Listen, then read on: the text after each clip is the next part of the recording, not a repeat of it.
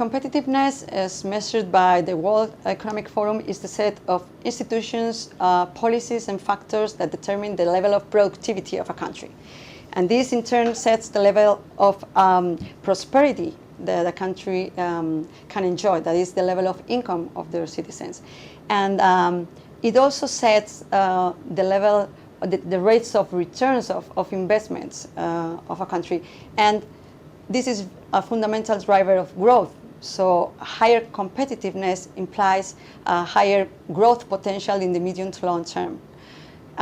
The way in which the Global Economic Forum, the World Economic Forum measures competitiveness is a weighted average of many different variables that are grouped in 12 pillars that include areas, some basic areas, for example, like infrastructures, institutions, or health and primary education. For European countries performed very well in general terms in the ranking.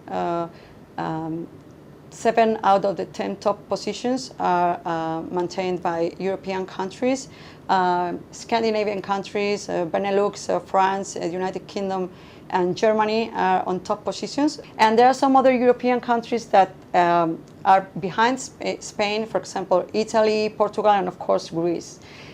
Spain has improved from 42 position, 42nd position, to 36. We have improved, slightly improved in some of the pillars, but there has been also a worsening in the conditions of some of the countries that were ahead of Spain last year, for example, the Czech Republic, Thailand, or Tunisia. We really need to go ahead in innovation. We're still in position 39, and so we are still behind them.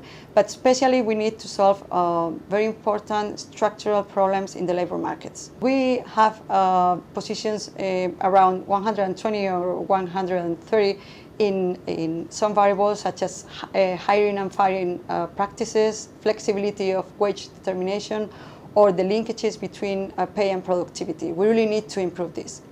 We also need to improve some other structural problems related to the educational system.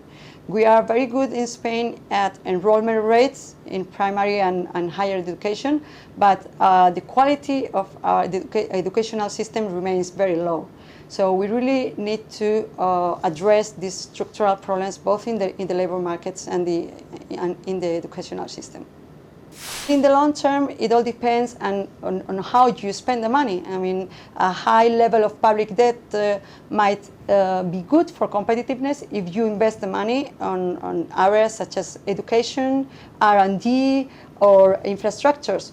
But we must be careful because usually a high level of public debt will in turn imply reductions in the public spending. And if this reduction affects these things that are important for competitiveness, such as R&D, infrastructures, or education, we will have a negative effect on competitiveness on the long run.